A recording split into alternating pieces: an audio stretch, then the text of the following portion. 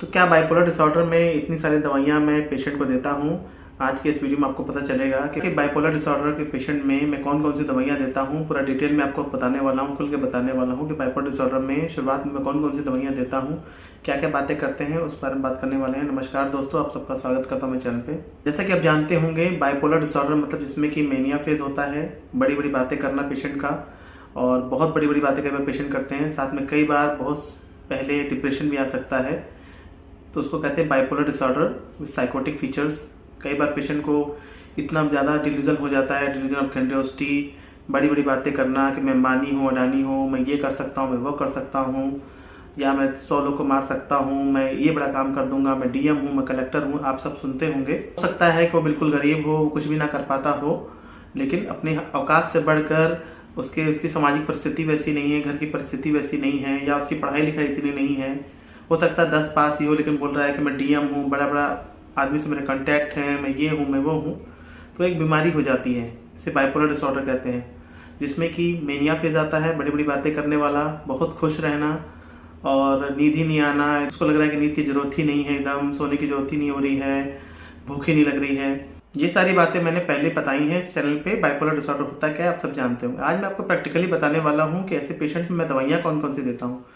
तो पहले तो मैं पूरी हिस्ट्री सुनता हूँ, कम से कम पेशेंट्स के घर वालों से बात करता हूँ। जब वो बात बताते हैं कि ये बात कर रहा है, बड़ी बड़ी बातें कर रहा है, और कई बार पेशेंट को देख के समझ में आ जाता है कि हाँ, उसको बाइपोलर डिसऑर्डर है। आता ही बैठेगा, खूब खुश रहेगा, या बड़ी बड़ी बातें करेगा कि अरे मैं ये हूँ, मैं वो हूँ, आप क्या हैं, आप कुछ नहीं है, मैं आपके ऐसे 10 डॉक्टर मेरे पास में हैं, और मैं तो इससे कॉन्टैक्ट है, मेरे पास लाखों करोड़ रुपया है। तो समझ में आ जाता है कि हाँ, इसको बाइपोलर डिसऑर्डर है। यहाँ पे क्लिनिकल डायग्नोसिस होती है, मरीज को देखकर ही, घर वालों से बात करके ही हो जाता है।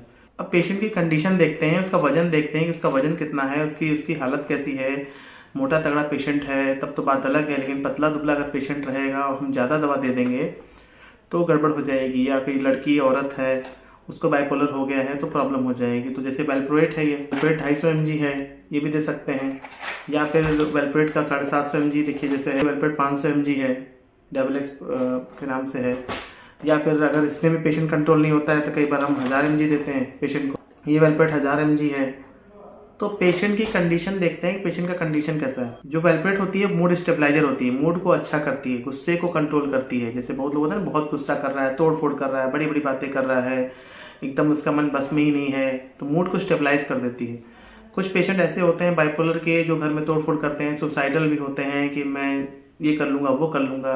खास करके जो पेशेंट बाइपोलर डिप्रेशन में होते हैं, जिनको डिप्रेशन के सिम्टम्स होते हैं। बाइपोलर डिप्रेशन में जो सुसाइडल पेशेंट होते हैं, जो सुसाइडल टेंडेंसी के होते हैं कि भाई हम मर जाएंगे, जिएंगे नहीं, तो उनको लिथियम देना सही रहता है, लिथियम टैबलेट, बशर्ते कि उनकी किडनी फंक्शन सही हो, किडनी का फंक्शन ठीक हो।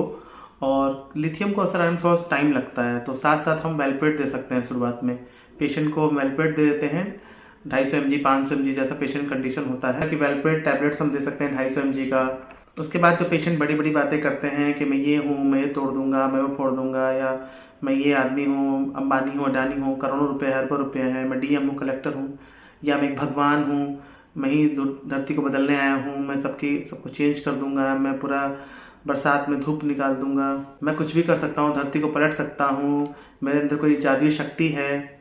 इस तरह का पेशेंट का कोई भी वहम हो जाए, कोई भी डिल्यूजन हो जाए, उसको तोड़ने के लिए सबसे अच्छी जो दवा होती है शुरुआती, उसको ओलेंजापिन होती है। ओलेंजापिन जैसे 10 mg है, शुरुआत 2.5 mg से भी कर सकते हैं हल्के फुल्के पेशेंट में, जो कि जिसका कि सिम्टम्स कम है। ये तो 5 mg 10 mg 15 mg 20 mg होता है।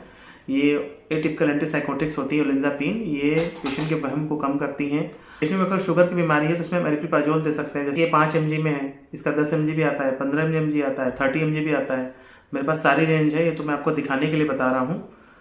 तो इससे पेशेंट का वहम दूर होने लगता है। तो पेशेंट की कंडीशन जैसी होती है उसके हिसाब से दवाइयाँ दी जाती है। कई बार रेस्पेडोन भी दे सकते हैं, 1 mg 2 mg 3 mg 4 mg में दे सकते हैं।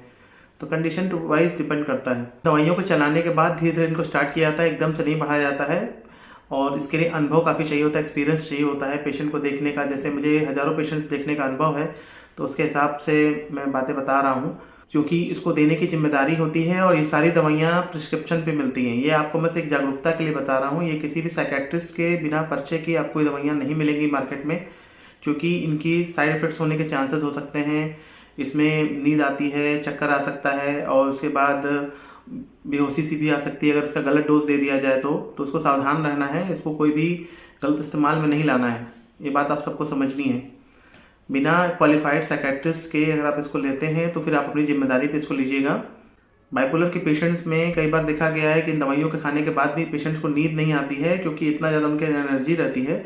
तो उसमें हम क्लोनाज़ेपाम देते हैं 0.5 mg, 1 mg, 2 mg पेशेंट के कंडीशन के हिसाब से। ये सारी दवाइयाँ पेशेंट को दी जाती हैं और जैसी कंडीशन होती है उसके हिसाब से दी जाती हैं। कई बार क्या होता है कि कुछ डॉक्टर्स क्या होता है ना कि 1-1 महीने पे देखते हैं, 2-2 महीने पे देखते हैं, बोलते हैं खाते रहो इसको, खाते रहो, लंबे समय तक इलाज चलता रहेगा, खाते रहो। तो इस तरह से नहीं होता है। आपको मैक्सिमम इस दवाइयों को कम से कम 1 महीना खाइए, अधिक से अधिक अगर आप खा रहे हैं 15-20 दिन, 1 महीना, फिर डॉक्टर से अपने मिल लीजिए, वो ज़्यादा अच्छा रहेगा। ऐसा नहीं है कि आप 6-6 महीना खा रहे हैं, साल भर खा रहे हैं।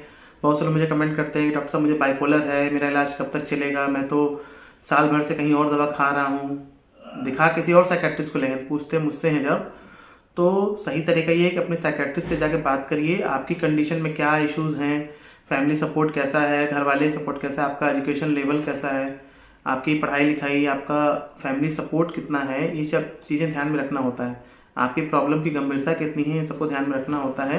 अगर कुछ दवाइयाँ लंबी चलनी भी होती हैं तो थोड़ी बहुत दवाइयाँ कुछ चल सकती हैं, 102 दवाइयाँ, वो पेशेंट टू पेशेंट कंडीशन अलग होती है। जब ये दवाइयाँ 15 दिन, 20 दिन, महीना भर चलने लगती हैं तो पेशेंट का जो डिल्यूजन होता है ग्रैंडियोसिटी का, बड़ी बड़ी बातें करना, वो धीरे धीरे कम हो जाता है, बिल्कुल नॉर्मल हो जाता है।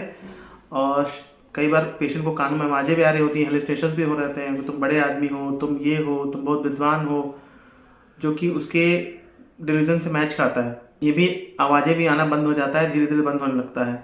तो बाइपोलर डिसऑर्डर का इलाज जो है आसान भी है, लेकिन आपके एक अच्छे साइकेट्रिस्ट की मदद से करेंगे तो बहुत अच्छा रहेगा। ये बीमारी दोबारा उभर क्यों जाती है, इसके बारे में मैंने वीडियो बनाया हुआ है, और अगर आपको और डिटेल में जाना है तो कमेंट करके मुझे पूछिएगा। और बाइपोलर डिसऑर्डर मैंने और सारे वीडियो बनाए हैं, चैनल को जाकर देखिएगा। वीडियो अच्छा लगे तो सब्सक्राइब करिएगा, चैनल को शेयर करिएगा। मिलते हैं दोस्तों किसी नई शानदार वीडियो में, तब तक के लिए नमस्कार।